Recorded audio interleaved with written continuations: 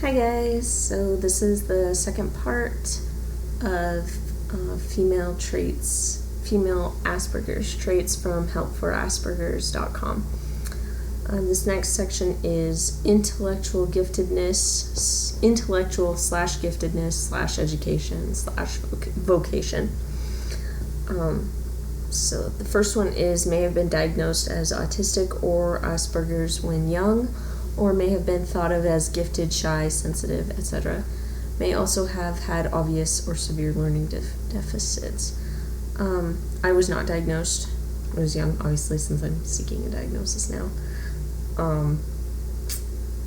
I did not have obvious or severe learning deficits to my knowledge. I've never noticed any in myself, and my mom would have she would have mentioned something to me, so we talked about this and said that there wasn't any.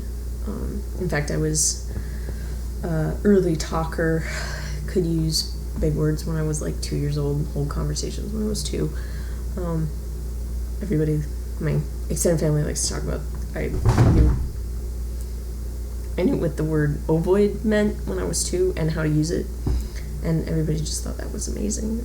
So gifted, I guess, like extremely intelligent, like I've been told that over and over again for most of my life. Have like incredible memory, almost photographic.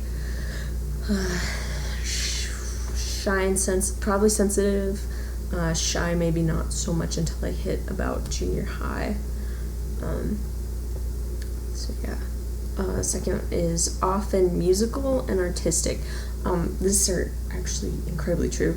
I had kind of forgotten about that, but when I was little, we had a piano, and I could pick out songs on the notes when I was like really little. I've always kind of been able to do that, which is weird. And I like music a lot, and I took piano when I was 12, 13, and then I took guitar. I was older. Let's see, when did we start that? I think I was 17 when I took guitar lessons. So I do know how to read sheet music and stuff, but I find it's fairly easy for me to pick up that stuff, and I really like music. I haven't done anything with it for quite a while now, for a few years now, but I enjoy it. And I did a lot of art, especially in my teenage years. I think it was a coping mechanism to help me get through some stuff. So I have several sketchbooks full of stuff and lots of loose leaf paper that I keep, and I got into painting later on. I love using watercolors and stuff, so yeah, very artistic. And writing, this, I don't know if it's in this list at all, but that's an art, I guess. So that's been something that I've picked up in my teenage years, and then there was a break for a little while. I journaled, I've always journaled, but fiction writing, like, I stopped for a while. And then picked it up a few years ago. Started doing that again, and online role-playing, have been involved in that, and people said I was pretty good at it, so yes. May have strong interest in computers, games, science, graphic design, inventing, things of a technological and visual nature. More verbal thinkers may gravitate to writing, languages, cultural studies, and psychologies. There's a lot in there that I've been interested in. I was really super interested in computers and video games for most of my teen years, and up into early 20s, and then video gaming kind of kept on where computers. I still think it's interesting. I still find it really fascinating. I like learning. I do like learning about them and how to use them and get in through back doors and things like that. I had considered schooling and jobs in both computers and video games when I was a teenager. Science is only certain sciences. Like, I like physics, but I struggled terribly with chemistry, so I'm not really interested in geology really all that much. But meteorology was a really big one. I still really love meteorology. I think it's super cool. I love weather. Graphic design, inventing, I don't feel like I was that good at it or really that interested in it, but yeah, technological and visual. But I gravitated to writing, especially lately, and languages have been something that I've within the last, I want to say, 5 years or so, has been like really kind of my obsession. But I have had an interest in languages. It was just like finding the resources, back in the dial-up days, like when I was the pre-internet days. It was harder to find resources, especially because I live in a smaller city, so library didn't really have a whole lot. And I find cultural studies interesting. Not necessarily something that I focus on, but it is something that I like to read about. Psychology is yes and no. Depends. Being a Christian means it just depends. Maybe a self-taught reader, been hyperlexic as a child, and will possess a wide variety of other self-taught skills as well. I was not a self-taught reader. My mom taught me, but she taught me fairly early, like before I was in public school for kindergarten and first grade, and I kind of knew how to read before I even went into school. But it was because she taught me, so I was not self-taught, but I was reading things far, far, far above my level when, especially in junior high, I was reading adult novels and just stuff like that was not normal for someone who was 11, 12, and 13. No one else my age that I knew who wasn't, particularly those who weren't homeschooled, but even those who were homeschooled were not reading at the same level, so it was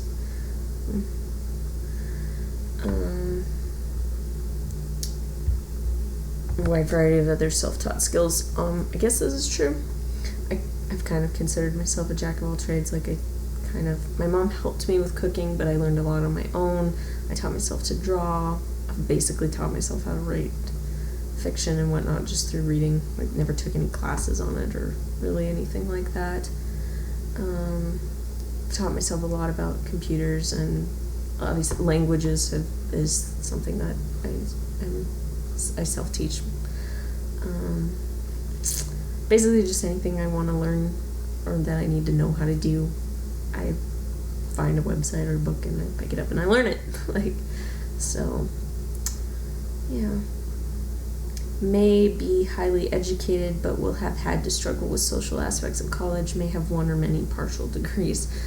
I suppose this is true. I read quite a lot, and I do try to stay aware of what's going on in the news and whatnot.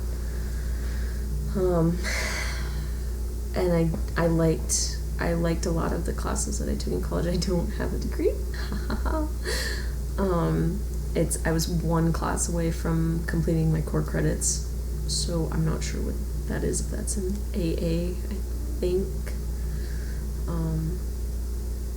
Yeah, I'm not sure, but it was too much, which was actually, had nothing to do with the social aspect, because I would usually only have one class at the school a semester, if that. Like the last semester that kind of pushed me over the edge they were all online. But I think I was having issues with it being too much, and I know, I realized today that I took a Montana history class, and the exams were they were all not essay questions, but the smaller, shorter written answer ones, I guess. And we would have, I think it was a couple hours to do these questions, but they were some of them was 2 hours. It was not enough time for me to be able to process and think through all the information that I had gathered and be able to form coherent answers to a lot of them. So that was, I think with college it was, I really think it was just an overload of information, and also the whole special interest thing, where if it was it doesn't apply to what I want to learn, why do I have to take this class? And so it made that more of a struggle. this, I guess, I didn't really take advantage of anything at the college, like counselors, advisors, or anything like that, because it was scary.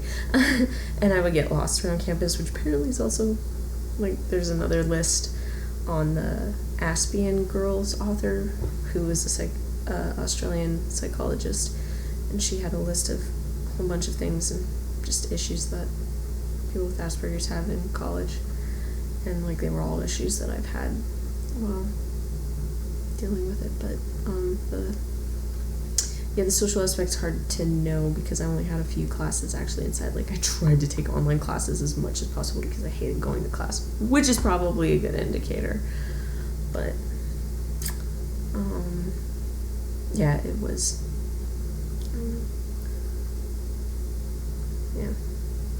can be very passionate about a course of study or job and then change direction or go completely cold on it very quickly. This is true. Yeah, it was one of those things where I didn't really want to commit to any kind of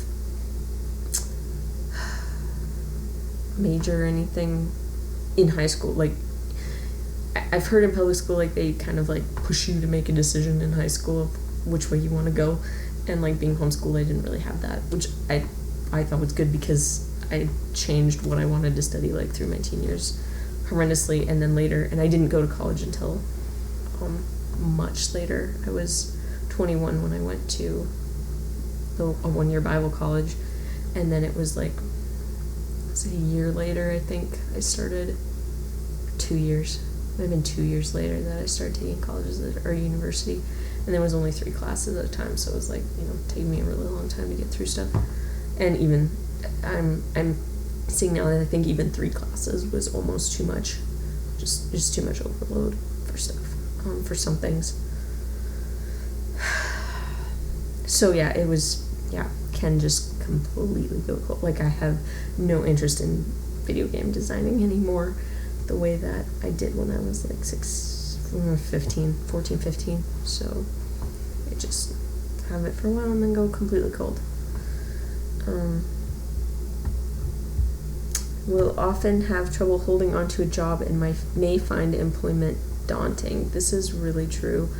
My parents owned a business, so I actually worked for them for quite a long time, and then the second job I had was I was 19, I think.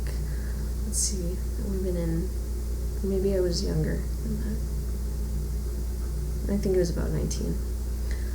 So, and it was another family-owned business, and my parents knew the owner, and so I was able to get the job that way. So it was a little less daunting because I knew my parents knew her, and I had seen her coming into their business before. So I had that job for a while, and then quit for a while because of the manager, not the owner, but the manager was just awful. And so then I quit, and then I ended up working there again for a little bit. But after that, I worked at farmer's market for a guy who sold fruit and vegetables for a while, and I really liked that. But that was, again, somebody who knew somebody kind of a deal, so it wasn't really like I applied for it. It was kind of just thrown into my lap.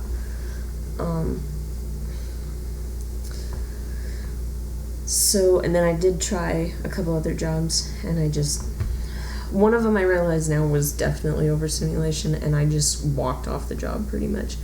The second one was issues with a really crude environment that I wasn't expecting, and so I ended up quitting that job too. And then the job I have now is, again, family owned. I met their son, introduced him to my sister, and she ended up dating him, and then, I got a job when one of their other employees had to quit. I got a job there, so that's my current job, and I have not applied for any others, and the thought of doing so just kind of makes me ill, honestly.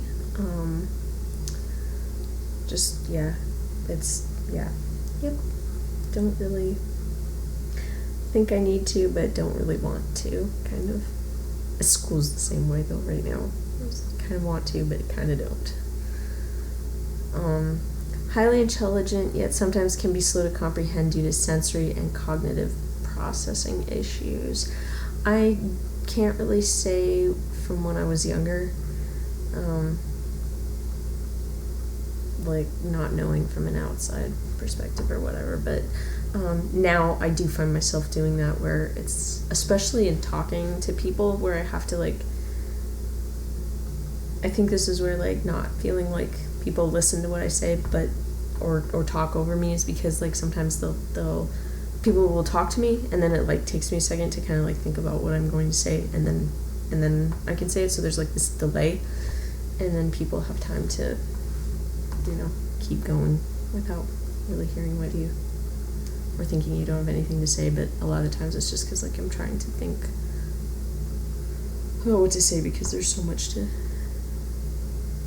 kind of parse through, I guess, especially if it's more of a intense conversation, because you're trying to figure out, like, what the other person is feeling, so you don't want to say something that, like, will upset them more. But yeah, I recall having troubles in my nutrition class, where it would, like, take me a while to, like, I didn't have to reread stuff usually, but sometimes it would take me, like, I'd have to slow down and read it slow, and then kind of, like, just sit there and kind of, like, absorb it. I have this problem when I'm talking to one of my best friends on Skype, and she'll, like, throw a bunch of paragraphs at me, and it's like, it'll take me, like, 15 minutes to respond, because I'm, like, trying to parse through everything that she said, and, like, how it applies to me and all that stuff. So yeah, there's definitely delays. I do that where someone will say something, I'll be like, what?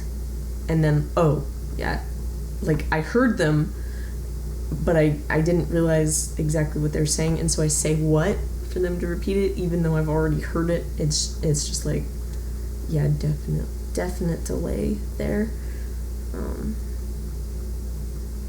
I do that a lot, actually, where I'll say what and then realize, yeah, actually I did hear them and what they're saying, and they don't need to repeat it.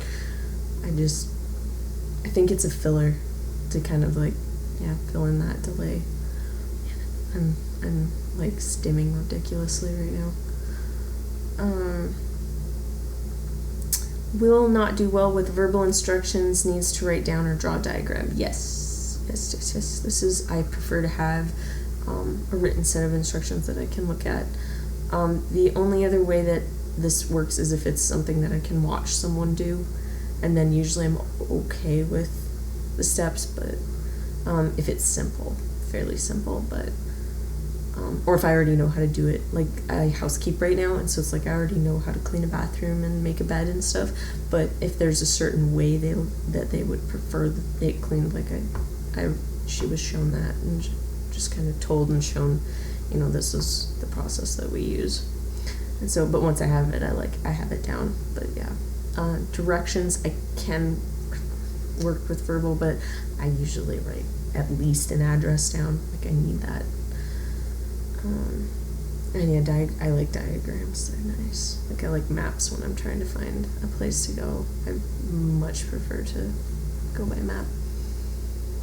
So, will have obsessions, but they are not as unusual as her male counterparts. Less likely to be a train spotter.